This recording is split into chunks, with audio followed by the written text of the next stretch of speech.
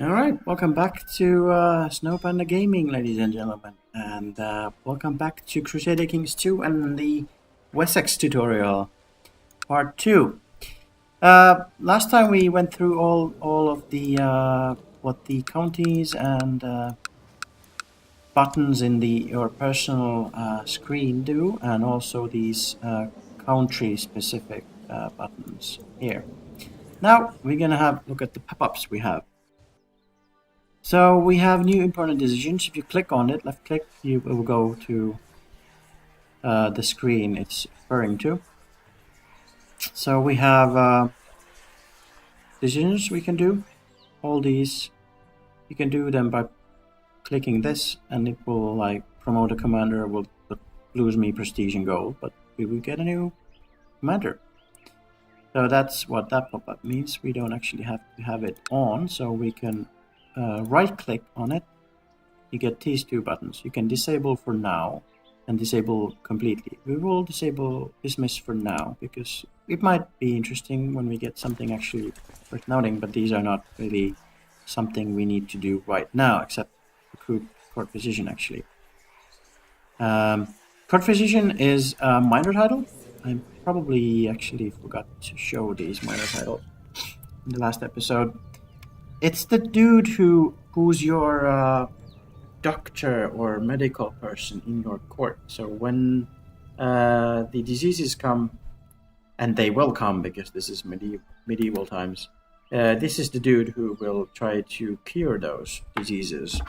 So it's pretty important that you have one. So we could just push this button and ensure the entire realm knows you're looking for a candidate for the position of court physician. We will do that. We'll get a pop-up. You have sent messengers and scouts out in all directions to scour the realm for skilled physicians that would be willing to take up residence in your court. Word should reach you shortly if they manage to find a suitable candidate. Hopefully they will not bring back a quacksalver. No idea how that's pronounced. Sorry, I'm not English. Mainly as a native speaker, so might butcher these words and names, so bear with me. I hope I do not have to wait long. So that means it's on, and when we actually unpause and the game goes on, at some point get some court physician candidates, and we can either accept them or throw them away. Alright, so what's the next button or pop-up we have here? Ruler unmarried, so you should get married, that's true. So we don't have a wife. Arranged marriage button is here. We can press that and we will see what women are available in my area. So we, for example, have Gisela, Princess of Francia. The bad thing is that she's 12. We are 49, so that's a 37-year age difference. You know, this is the medieval times, so actually nobody pretty much gives a crap. But, you know, still, if you want to, obviously it's wrong, but if you want to just think about it objectively, it's also bad because, you know, people in this game come of age at the age of 16. So she would not be my wife immediately. We would have to wait 4 years for her to become available. So that's not bad. We have Princess of Lombardy, who's 24. Much better candidate, in my opinion. Mainly because she's of age and we want more kids. So she's 24. She can have a lot of babies before she cannot produce anymore. So she's also Midas touched, so which means she has a lot of stewardship, which we are lacking. So I'm liking this girl already. She's craven, so we are brave. That's not a very good match, but you know, she doesn't have to lead armies anyway, so not that bad. She's chaste, which is one of the 7 virtues. You can also, I didn't mention that the red background traits are like sins, and the green ones are virtues. And you can see the number on the bottom there as well, showing what the 7 virtues. This is the first, chastity. So this woman is unlikely to have extramarital affairs, apparently. So she would be, but that also, as you can see from the toolbit, that affects her fertility, which is not the best thing in the world if you want to have babies. She's also cruel. She's craven, but she's cruel, which is she's an evil sadist, taking pleasure in suffering of others.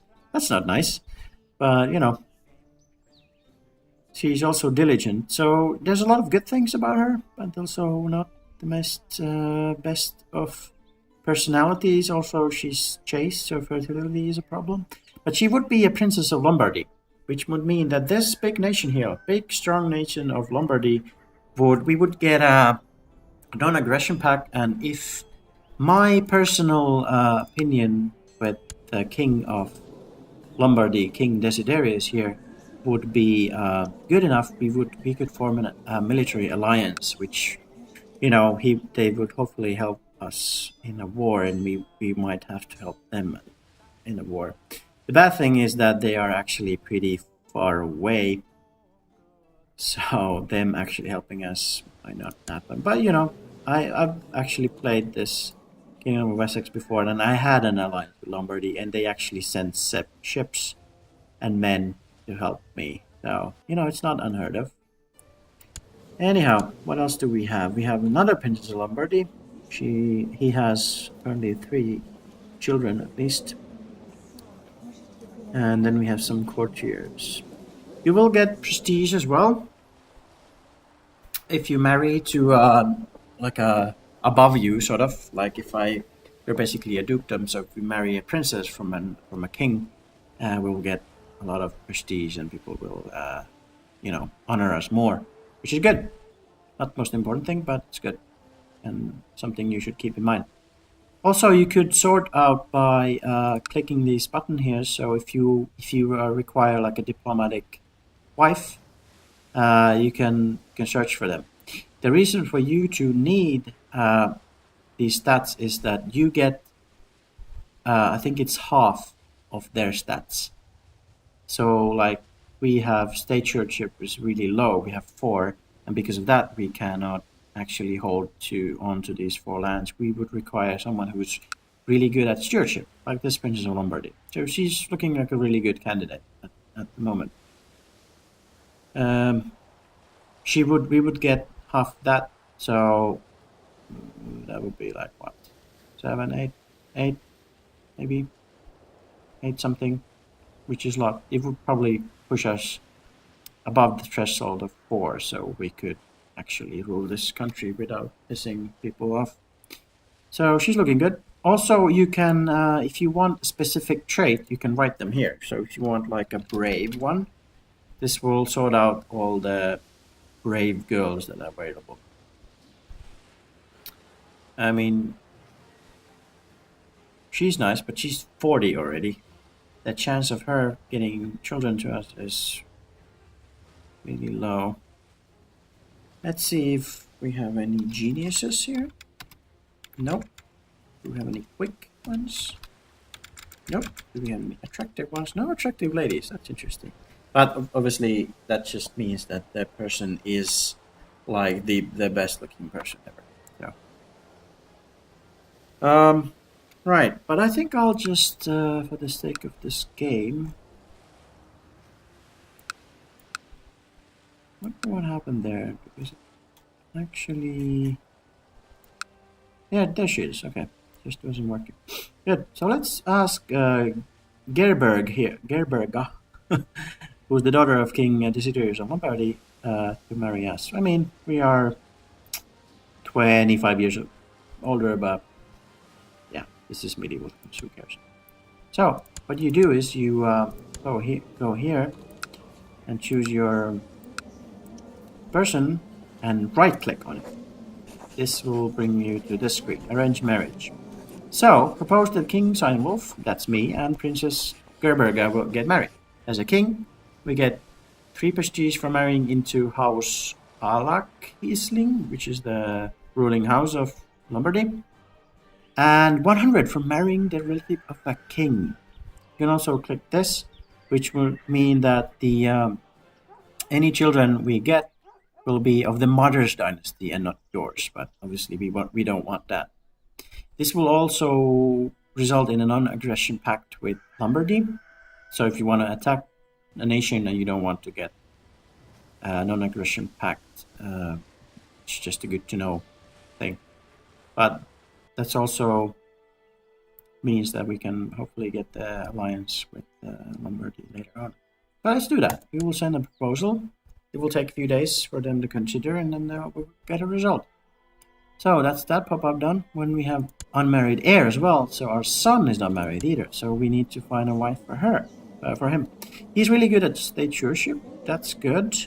He's Midas touch actually. He's stubborn as a mule. He's diligent, charitable, and temperate. So really well-rounded, surprisingly well-rounded character.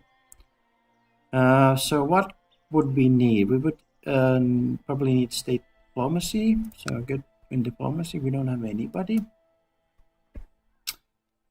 Do we have any?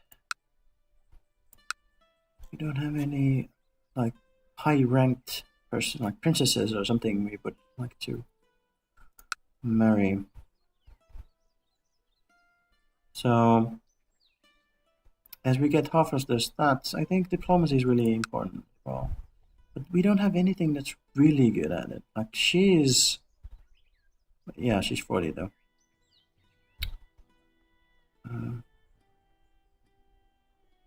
Let's see. We could also not do this now and let the game run a bit and see if you can find any other. We don't do that. I mean, there's like brilliant women available, it seems, at the moment. So we could just wait for a bit. All right. So the main is too big, which is the state ruleship we have because we have 4. So it causes inefficient taxation. We get minus to taxes and recruitment and resentment among my vassals, so they will not like me that much. We also have unlanded son, so my son actually doesn't have any land. That's bad. That they might hate me for that, but doesn't at the moment. So then next we need to pick our ambition. What we would like to do, I think, is to probably we will not achieve King of England this character. So this would be a nice thing to do if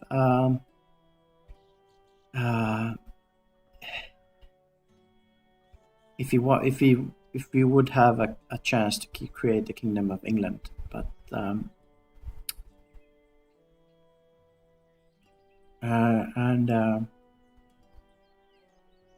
it's also unlimited use of subjugation casus belli within the kingdom, but the Kingdom of England doesn't actually exist yet, so that's void.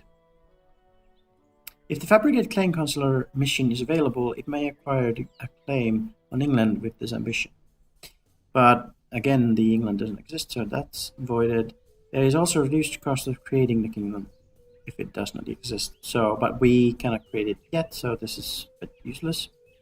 See, the realm prospers good. We could stay at peace for 5 years. Don't really want to do that.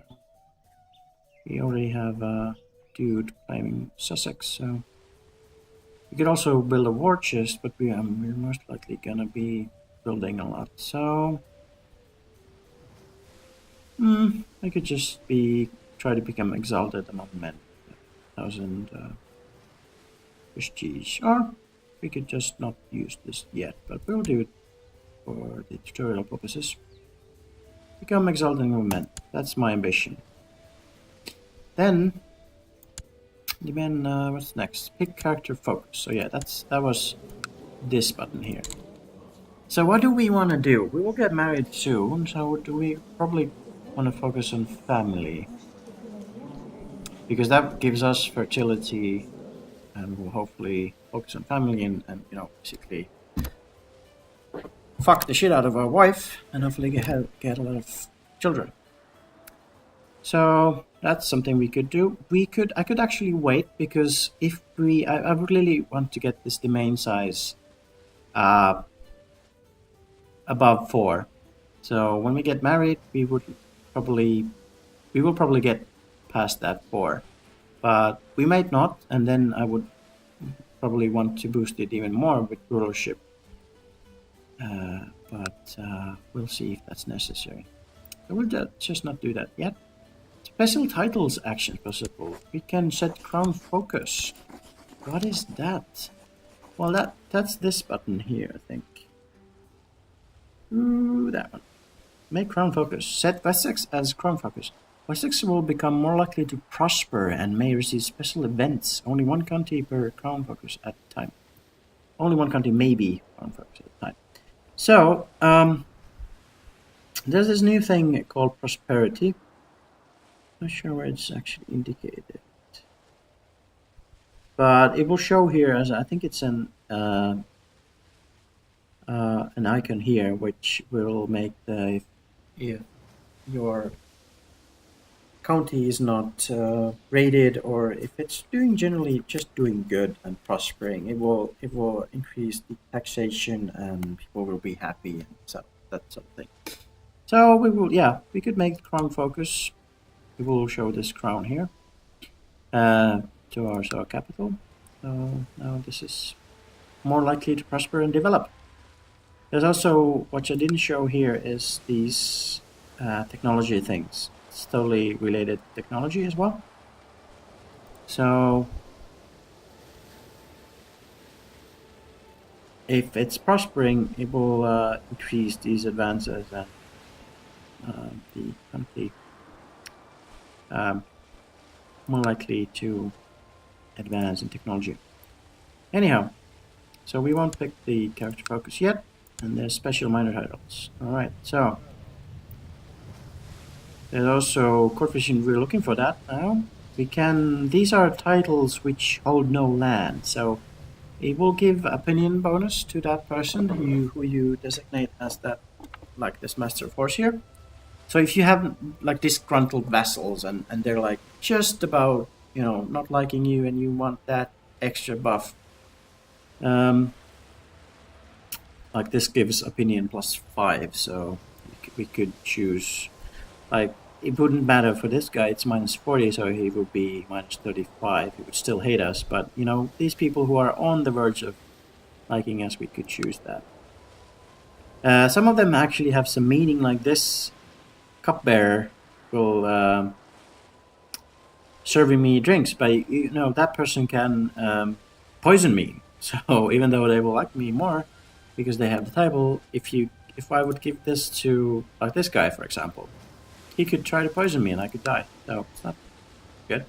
Commanders are people who will lead your army. So if you raise some levies, and like for example, we could dispatch 3 and just focus on this one.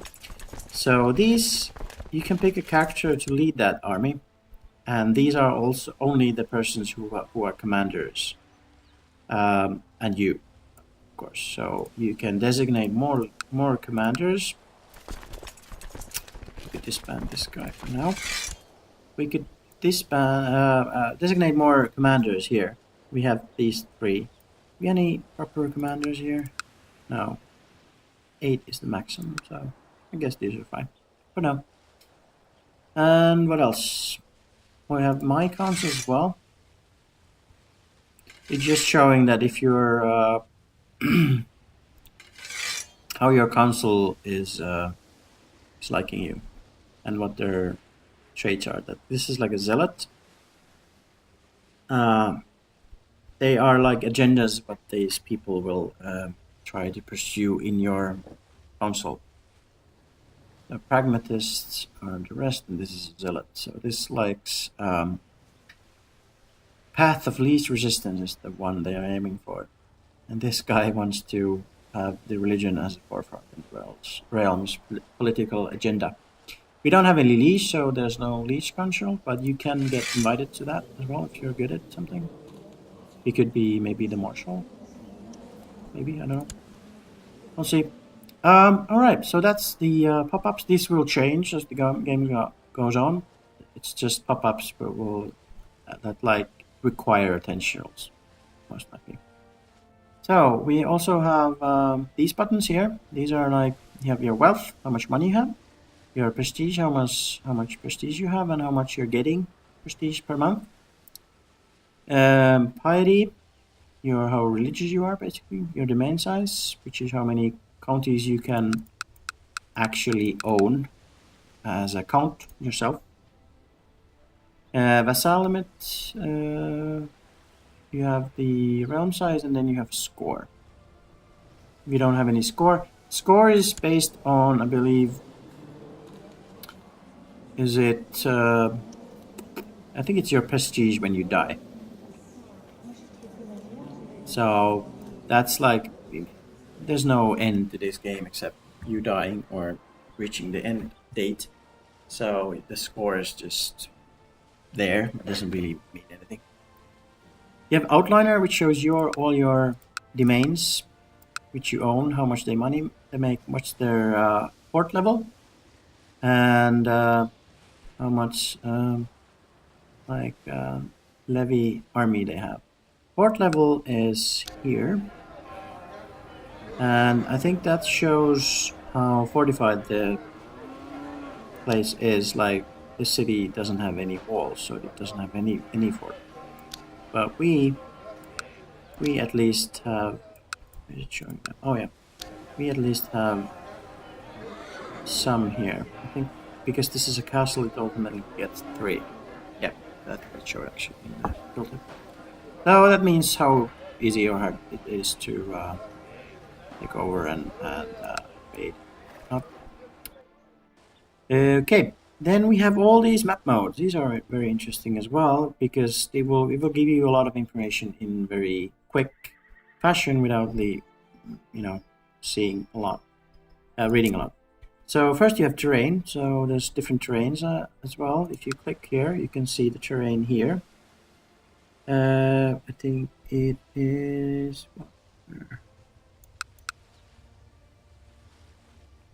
Doesn't show here actually. Culture okay, in EU4 it does show here, but you can hover over it and see that this is terrain, farmlands, plains, and it will affect the combat that happens. So if you, for example, attack into a forest, the defender will get a bonus to their defense. So, like this place has a lot of rivers.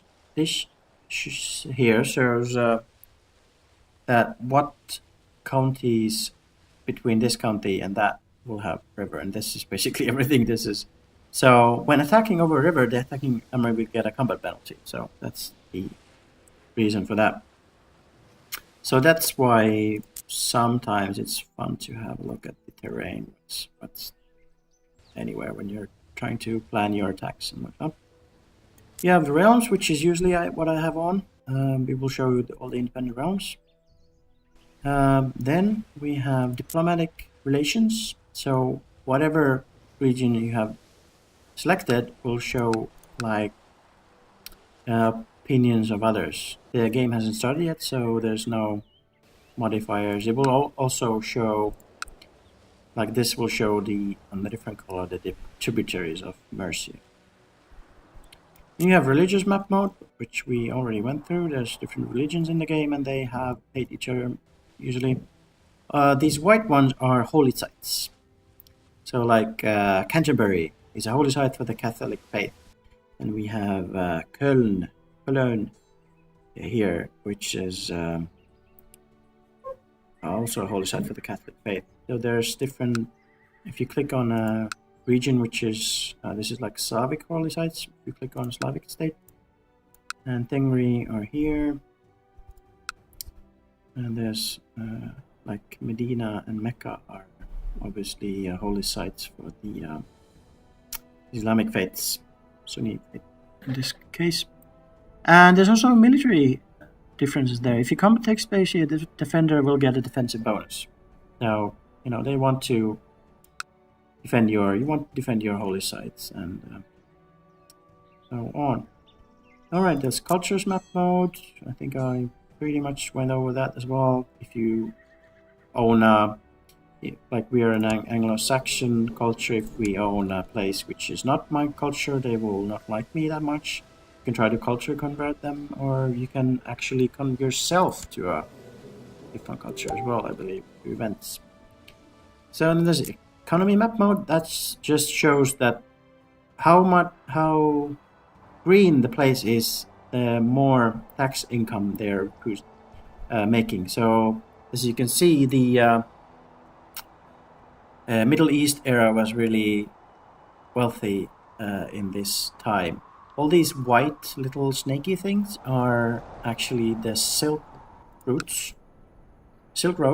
So they will go towards China. But yeah, that's really lucrative if you manage to own that land and build a trade depot there. But as you can see, England is pretty poor.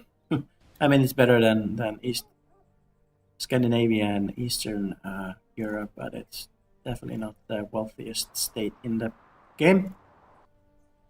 Also, what else we have? The de jure duchies. The map mode shows all geographical and traditional de jure duchies. So this is like how it was.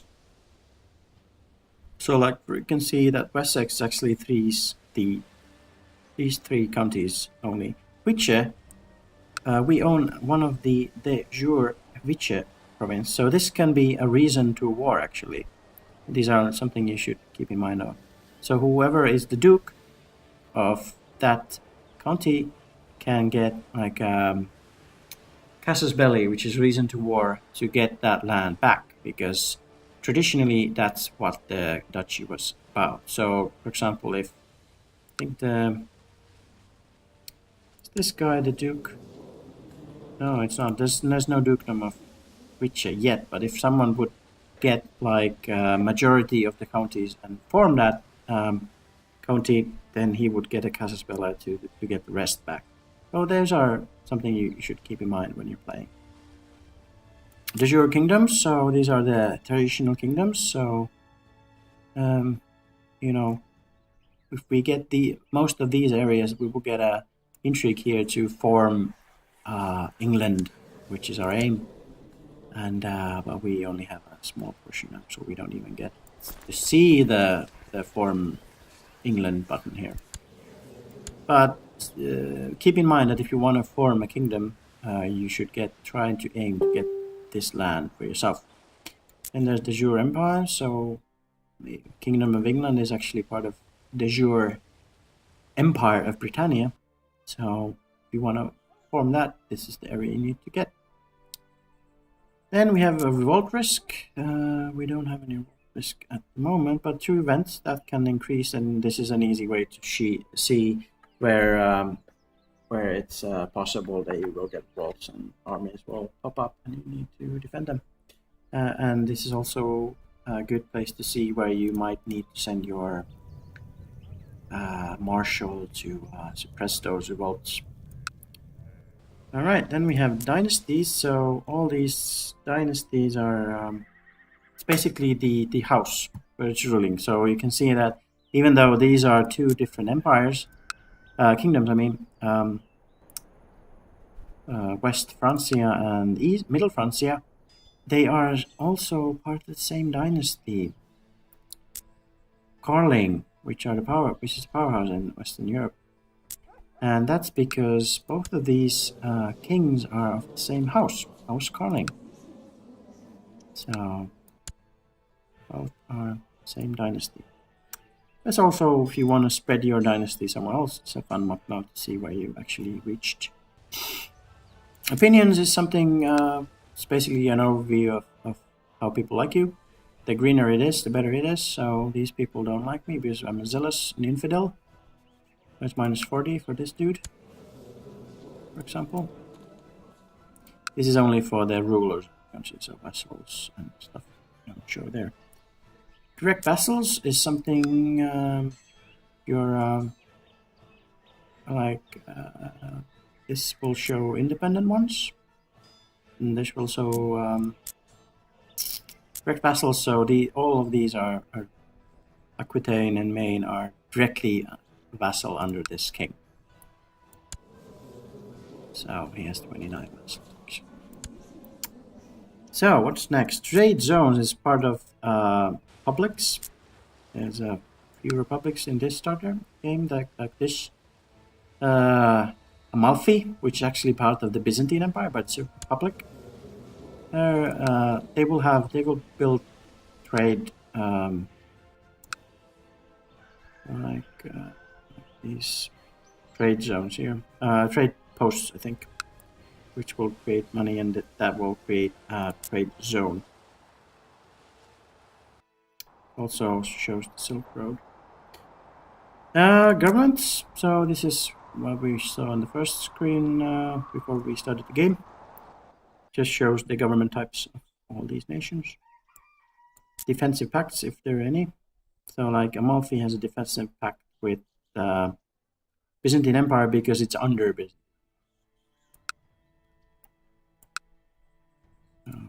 That's it. So, and then there's epidemics. There will be epidemics throughout the game, and this will show how widespread they are. At the start of the game, there's none. Alright, what else? We have these buttons here. This is a chronicle, which will just be chronicling the House of Serdising. This is a fun thing to do, actually. You can export that and show that to your friends or whatnot if you want. That's a nice feature where you will note the features, the achievements you have done if you become king of England or conquer some land or something. That will be there. There's main menu button. There's a little ledger which will show all sorts of information about various things, about my realm and religions and characters, and there's a lot of characters in here. There's actually about 20,000 or something. There's a button to go home province if you're like somewhere else and you want to go home. Just click that. There's also find title or religion you can do. And then there's find characters if you wanna. You can filter this really nicely. If you wanna find men of my religion group, and my culture, who are not in prison and is of great house. They will filter these people. Alright, and there's zoom in, zoom out, but you can use mouse wheel, which I always do. Alright. That's it for the UI, basically. I think we're pretty much set for to start the game. So usually you want to have your people at least asked for marriage to someone. We'll actually wait for my son for a bit, because we will want to see if there's any better women available soon the game starts. So you want to marry people, you want to set your council to do stuff. We're fabricating claim in Sussex. There's gonna be 10% chance we actually get it. We'll just have to wait. And then you want to deal with all these pop-ups. But we've dealt most of them. We don't need that. That's not something we need to worry now. We won't choose a focus on until we know if the marriage will put us over the main limit. And then you can just unpause, but I will do that in the next episode when we will actually start the game, and I will show what you can do, and we will probably see a lot of events, and you can have choices, and that will affect your game. So thank you for watching, and I'll see you on the next one. Bye for now.